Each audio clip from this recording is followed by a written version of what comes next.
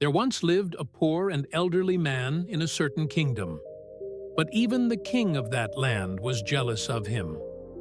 Then something happened, and in no time, the old man became well known throughout the entire state.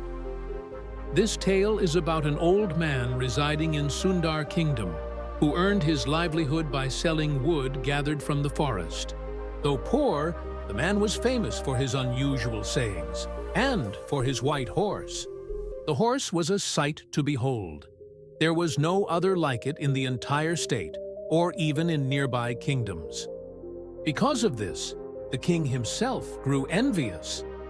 Many wealthy men attempted to buy the horse. Even the king offered large amounts of gold coins multiple times. But none of this tempted the old man. To every offer, he calmly responded the same. "This horse is not just a horse. It is like family to me. It is not property, and I cannot sell a family member for mere money." Then one morning, the old man discovered the horse missing from its stable. The villagers searched everywhere, asked around, but the horse was nowhere to be found. News spread across the kingdom. Crowds gathered, and people began talking. "Didn't we already know this would happen someday?" someone scoffed. "The man is poor and old. How could he protect such a rare horse?" Another mocked him. "Look at your luck now.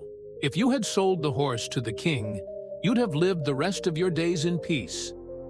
The old man didn't argue or respond to anyone's taunts. He simply said, "One truth is certain. The horse is not in the stable. Everything else, we'll see what happens next." A month later, in the dead of night, the horse returned. It hadn't been stolen. It had wandered off into the forest. But the real surprise? It brought with it 12 more horses of the same kind. The kingdom buzzed with excitement. Crowds gathered again. "You were right, elder," they said. "Losing the horse wasn't bad luck. It was a blessing. Your fortune has changed. You can now be a great horse trader." The old man remained composed. "The truth is," he said, "the horse has returned, and 12 others have come with it. The rest, we'll see what happens next." His son then began learning to tame the wild horses. But after just 3 days, the boy fell from one of them and broke his leg. People gathered once more, shaking their heads in pity. "Elder, this isn't a blessing. It's a curse. Now your only son can't walk. How will he marry?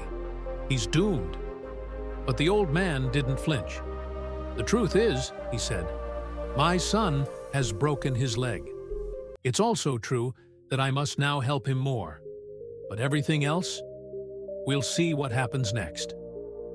Not long after, the kingdom was invaded by enemies. The king's army, caught unprepared, began to weaken. So, all able-bodied young men were drafted into the army. But the old man's son was spared because of his broken leg. Tearfully, the villagers came to him again. "Elder, you were right," they said. "Your son's broken leg turned out to be a blessing. He didn't have to go to war, but all our children are gone. We don't know if they'll ever return. You remain calm through it all. But how?" The old man replied, "Understand this first. What is true is that your sons have gone to serve the motherland. Maybe it wasn't your wish, but they've gone.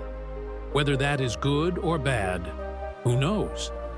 He continued, "Until you stop labeling every event as a blessing or a curse, your mind will never be at peace. Why worry about fate? If you must care for something, then care for your actions. Care for your thoughts. Live your life with joy. Profit, loss, good fortune. These are only small parts of life.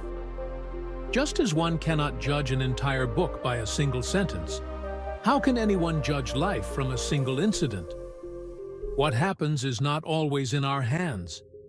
Yet we pass judgment and make ourselves miserable. Don't jump to conclusions over small moments in life. Stay in the present, because life exists only in this moment. Be happy and keep doing your work. Don't pay attention to what others say, whether good or bad. If you do, your mind will be disturbed. Focus instead on what truly matters in your life. That is where you'll find lasting happiness. If you enjoyed this story and the message it carries, don't forget to like, share, and subscribe to The Story Seeker. Until next time, keep seeking stories and keep seeking wisdom.